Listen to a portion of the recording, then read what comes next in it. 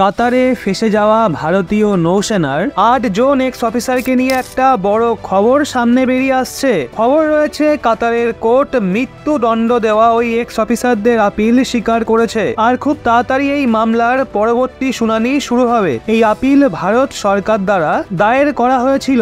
ভারতীয় নৌসেনার এই ৮ জন x officer কাতারে Dehra global technology and consultancy services নামক কোম্পানির জন্য কাজ করছিল। কাতারে Dehra global technology and consultancy services নামক কোম্পানির জন্য কাজ করছিল, আর আগস্ট 2022-এ তাদের সবাইকে গ্রেপ্তার করা হয়েছিল। যেই কোম্পানিতে নৌসেনার এই ৮ জন এক্স অফিসার কাজ করছিল, সেই company technology and consultancy services provide করত।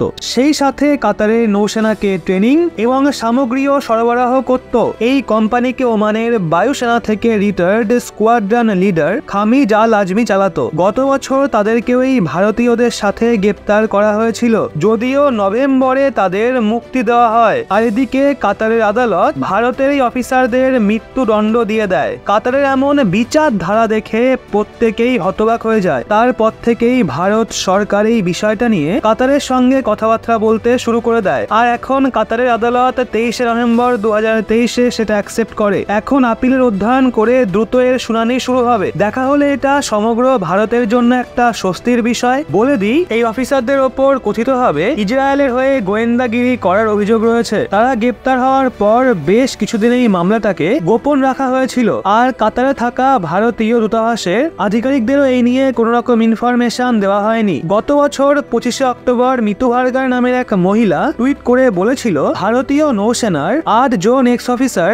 57 দিন ধরে কাতারের রাজধানী দোহাতে বেআইনিভাবে জেলবন্দি রয়েছে। মিতু ভার্গার কমান্ডার পূর্ণেন্দু তিওয়ারির বোন। ওদিকে কাতারের news website Al Jazeera report অনুযায়ী এই অফিসারদের ওপর কাতারের সাবমেরিন প্রজেক্ট রিলেটেড ইনফরমেশন ইসরায়েলকে দেওয়ার অভিযোগ রয়েছে। যদিও তা সত্ত্বেও কাতারের তরফ থেকে এই এক্স অফিসারদের বিরুদ্ধে তোলা অভিযোগ নিয়ে সেরকম কোনো বিশেষ তথ্য ভারত সরকারের সাথে শেয়ার করা হয়নি। ওদিকে যে ৮ জন ভারতীয় ফেসে রয়েছেন, ওনাদের নাম captain Navtej Singh Gill, captain Saurabh Vashisht, commander Purnendu Tiwari, captain Birendra Kumar Verma, commander Sugunakar Pakala, commander Sanjeev Gupta, commander Amit Nagpal এবং নাবিক রাগেশ। এনারা নৌসেনাতে প্রায় 20টা বছর সার্ভিস দিয়েছেন। এত বছরে তাদের বিরুদ্ধে কোনো রকম অভিযোগ ছিল না। ওনারা ট্রেনার সহ অনেক গুরুত্বপূর্ণ পদে কাজ করেছেন। সেক্ষেত্রে ভারত সম্পূর্ণ চেষ্টা করবে তাদের কাতার থেকে বাঁচিয়ে সুরক্ষিতভাবে